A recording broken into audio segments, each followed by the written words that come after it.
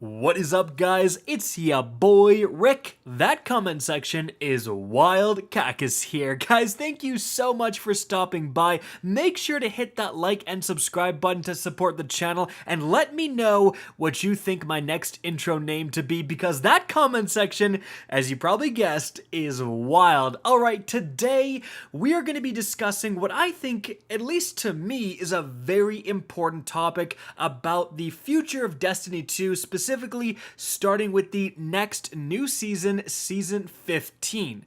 So, in the most recent TWAB, the weekly update, Bungie talked about some changes coming with Season 15. A lot of that had to do with how they're redesigning some vendors, specifically the Trials of Osiris vendor. There's now going to be Trials of Osiris ranks, and also Zavala, the Vanguard vendor, is getting an overhaul as well. If you don't know, by the way, turn in literally every single Vanguard token you have before Season 15, because they will just disappear from your inventory when the new season starts. But also, what this video's focus is about, Bungie announced some huge changes coming to Grandmaster Nightfalls.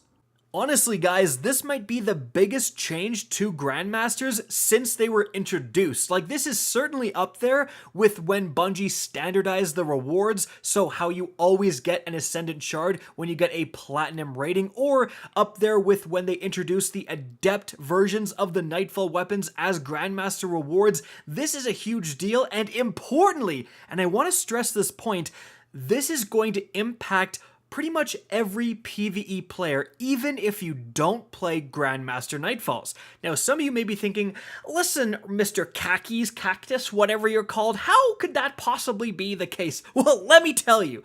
It's called aspirational content for a reason. Even if you aren't playing Grandmaster Nightfalls, you are grinding god rolls. You are grinding high stat roll armor. You're improving your character because you have the knowledge in the back of your head that one day you might have the opportunity to play a Grandmaster, to play a raid, to play an endgame activity, and you want to have a good enough character for that.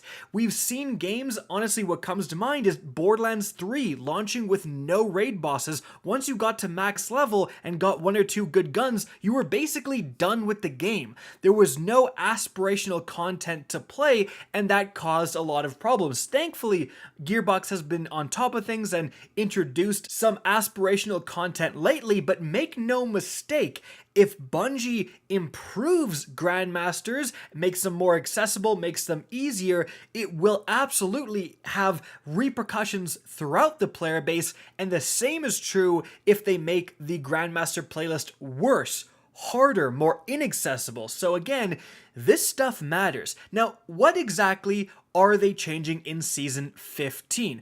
Well, let's talk about how Grandmasters are set up right now. So, when they start, you have around 8 featured strikes, and it's going to rotate through all 8 of those strikes, and during that rotation, all of the different Nightfall weapons will have a week to shine as well. So this season you had the Plug 1 available, and then you had, I think, the Hungjury, and then the Uzume Sniper, and then it goes back to the Plug 1, back to the Hungjury, back to the Sniper. There's a little bit of a screw up, but normally you just have that rotation, and then once all of the different featured 8 strikes have had 1 week in rotation as a Grandmaster, you then are able to select for the last few weeks of the season which specific strike you want to play. So there's a 3 to 4 week period when you can just pick the easiest strike out of those 8 featured ones and grind it over and over and over again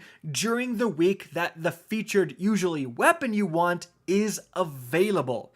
Now, that does cause some problems, and I talked about these problems when I talked about Grandmasters being introduced this season, and Bungie seems to be on board with my thoughts in that video, which are essentially, if you have the featured strikes being a little bit harder than normal, if you have the seasonal mods being not as good, then you have an issue where what's the point really of going in and, doing Glassway, which is exceptionally difficult compared to other Grandmaster strikes, when you can just wait until the end of the season when you can select the easiest strike and then pound that out over and over and over again to get the weapons, to get the exotics, to get the gear you want. So the downside of that is that you're waiting around for most of the season. You don't have a lot of desire to play Grandmasters until the easiest one is available or until you can select it. And again, Bungie identified this issue, so here's their solution. Starting later in Season 15, as soon as Grandmasters go live, you're going to have that node that lets you select any of the featured strikes. So day one, you can pound out all 8 of the different available featured strikes on Grandmaster and get your Gilded Conqueror title in like one day of grinding, and then you're done basically. However, if you do that, if you gild your title, that node, that selectable node, goes away. So as soon as you've done one of a certain strike, you will no longer be able to select it in that selectable node. Once you, according to Bungie, get that triumph for that particular strike complete, then you can't replay that strike within that node. And again, once you complete all of the featured strikes, the node disappears in its entirety. And then, for the rest of the season, you are simply at the mercy of the rotation. So there's not going to be that 3-week period at the end where everyone is just grinding the crap out of the easiest strike. Potentially, that's going to come at the beginning of the season, and then at the rest of the season, like, you just gotta do whatever Grandmaster is available. And if your weapon is also available during a time when the featured easiest strike is available, it's just a good thing. Like, it's like, kudos to you, that's your time to grind, but that may not happen. And that's where we get into some potential downsides of this system. And first and foremost, I think the biggest downside is just the randomness and the luck. So they're likely to introduce 3 more Nightfall weapons in Season 15. What if Bungie introduces one that's absolutely cracked? Something like the IS Luna from Destiny 1. Holy crap, that thing is desirable. But imagine if just by random chance, it was only available during the hardest Nightfalls. Like, you could only get the IS Luna, it was available during, Proving Grounds, it was available during the Corrupted, and it's available during Glassway, and that's it. That's the only times it's available for the season. Like, that would be toxic. That would be horrible, and the community would not be thrilled. You have a lot of players who don't grind a ton of Grandmasters. People like myself who get gilded every time, who just play so many Grandmasters, we're going to get it done. But there's a lot of people who play Grandmasters a little bit more casually. They'll only play some of the easier strikes. They might be completely screwed out of a certain weapon. So that's problem number 1. Problem number 2 is the fact that the way they worded this in terms of who has the node has got me a little concerned. So it's the fireteam leader, right? They said once the fireteam leader has done a certain strike, that's scratched off the table. You can't reselect it. Once the fireteam leader has done all of the available Grandmaster strikes, that node is gone. So does that mean I can just get one other cracked Grandmaster grinder teammate and then just peruse LFGs and bring in people who haven't done any Grandmasters and then just do the easiest one with them and then kick him to the curb and get someone else who's never done any Grandmasters? They can select the easiest one, get it done, kick them to the curb. Like, is that going to be the new way to grind Grandmasters? Is to basically carry one person, but that one person is being carried because they haven't done any Grandmasters yet and they have access to that node where they can select the easiest one. That could definitely cause some issues. In some ways, it could be good. Like, if you're a player who doesn't play a lot of Grandmasters, and as long as you have that node and you're leveled up to the point where you can actually do Grandmasters, you're going to be, a desirable commodity, frankly, for the Grandmaster grinders. But it could also create some incredibly toxic environments like, yeah, man, we'll play with you for more than one. You play just one, kick him to the curb and find someone else. LFGs are already known for being pretty toxic. and this may not help the situation. And here's another potential problem we could encounter. What if the fireteam leader just left? Like, the boss was nearly dead, he's got anarchies ticking, whatever, he's about to die, the fireteam leader just leaves, doesn't get the completion, and then can reload that strike.